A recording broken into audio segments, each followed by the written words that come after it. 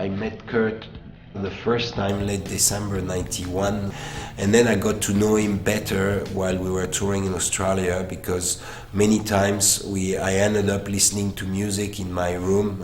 I usually sleep late, and Kurt too, so he noticed I was listening to some music he was interested in, and that's how we got to talk and get to know each other better than you usually know people when you're only photographing them for a short time.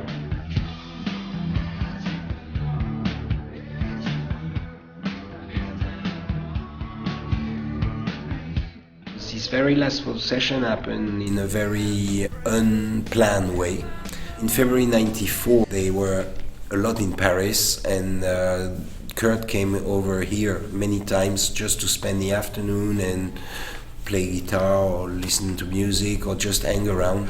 And one afternoon he told me, yeah, tonight let's do a photo session. And I was really surprised, because really before that in Australia, or when I went to Seattle in '93, he was more using the fact that we were friends and that to avoid doing photos. So I was really surprised when he asked for it, and I was absolutely not prepared for the photo session, because I thought it was not going to happen.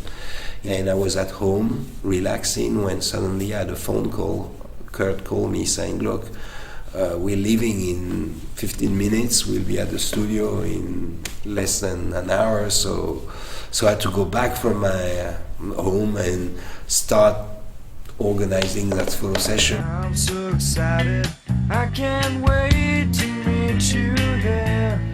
When he arrived with a gun, which was a real gun, I was a bit surprised, but somehow guns are very linked to the rock and roll and hip hop. So the general mood of that photo session was actually quite happy, because there was the other members, there was like his girlfriend, my girlfriend. It was some kind of photo session party type of situation. Obviously, these images are part of the Cobain romantic mythology.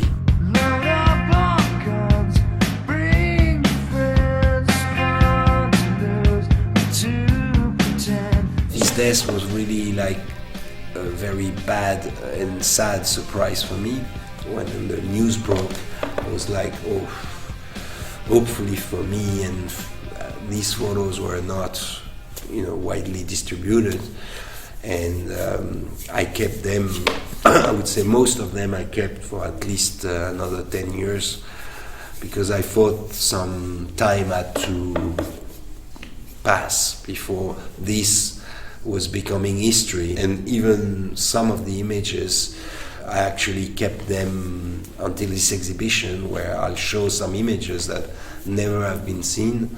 It seems to me now a right time, because 20 years have passed in this moment.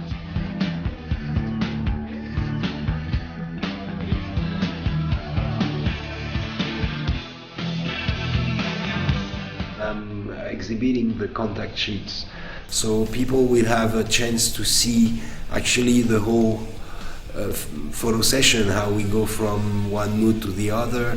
But it's a way to show Nirvana fans, or people that were there at the time, or new people, young people that just see it as music history. After that, the best thing to know Nirvana is still to listen to the music and listen to the records.